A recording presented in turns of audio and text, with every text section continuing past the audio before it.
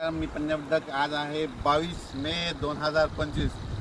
कालच मी रात्री एक व्हिडिओ दाखवला की लाईटवर किडे आले तर मी म्हणलो तो 24 तासात पाऊस पडणार. तर पाहू शकता ही आमची इथली लेंडी नदी आहे आणि लेंडी नदीला भरपूर असं पाणी आलंय पाहू शकता. आणि राज्यातल्या या ठिकाणी 22 मे पासून परत राज्यातल्या शेतकऱ्याला सांगू इच्छितो की राज्यामध्ये 30 तारखेपर्यंत असाच ओढे नाले नदी वाहणारा पाऊस पडणार आहे म्हणून हा अंदाज लक्षात येतो. मुंबईला देखील मुसळधार पाऊस पडणार आहे म्हणून मुंबईवाल्यांनी सतर्क राहण्याची गरज आहे.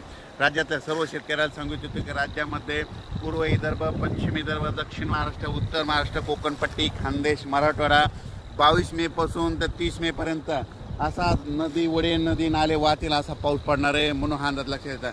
माझी सर्व शेतकऱ्याला विनंती की विजा कडकडत असताना झाडाखाली थांबू नका. त्याच्यानंतर विजा कडकडत असताना आपले पाळीव प्राणी झाडाखाली बांधू नका, कारण की झाडावर जास्त विजा पडतात म्हणून हे अंदाज लक्षात येतात. नारळाच्या झाडावर देखील वीज पडते म्हणून नारळाच्या झाडाखाली थांबू नका. मोबाईलचं नेट देखील बंद करा. काल देखील 2-3 ठिकाणी मोटरसायकल चालत असताना मोटरसायकल विजा पडलेले 2-3 व्यक्ती महाराष्ट्रातले दगावलेत म्हणून हे देखील लक्षात येतं. आणि राज्यात सांगायचं झालं तर म्हणजे हा पाऊस 30 तारखेपर्यंत दररोज 2-2 दिवस वेगवेगळ्या भागात पडणार आहे आणि जमिनीमध्ये चांगली 1 फूट वर जाणार आहे म्हणून हा अंदाज लक्षात येतात.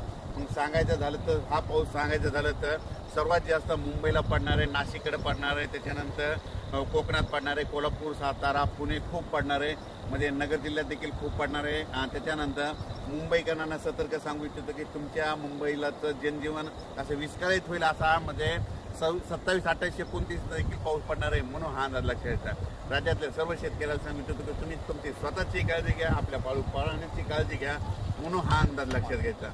राज्यातल्या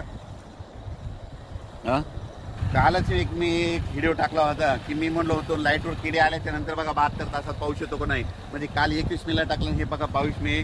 तर हे असा निसर्ग संदेश देते. आणि आणखीन एक सगळ्यात महत्त्वाचं सांगतो की 15 मे ते 30 मे दरम्यान ज्या गावात जास्त पाऊस पडला त्या गावात पावसाळ्यात जास्त पाऊस पडतो आणि त्या गावाला झुकतं माप राहतं म्हणून हे सगळ्यांनी लक्ष घ्यायचं. हे कोणताच तज्ज्ञ तुम्हाला सांगणार नाही. जर तुम्हाला एक सांगू इच्छितो की आमचं धामणगाव आहे, म्हणजे आमच्या धामणगावला 15 मे ते 30 मे दरम्यान आता असा पाऊस पडला आणि इकडे सेलूला नाही पडला तर येणाऱ्या पावसाळ्यात आमच्या गावाला दररोज पाऊस पडणार पण सेलूवाल्याला सोडून देणार म्हणून हे प्रत्येकाने ही गोष्ट लक्षात घ्यायची. ज्या गावाला जास्त पाऊस पडला तिथं जास्त पाऊस पडतो म्हणून हे लक्षात येतं. राज्यातल्या सर्व शेतकऱ्याला सांगू इच्छितो की लगेच उद्याच्याला एक अंदाज दिला जाईल म्हणून हे लक्षात घ्यायचं. हे पाहू शकता आमच्या इकडल्या सगळ्या नद्याला पूर आलेला आहे.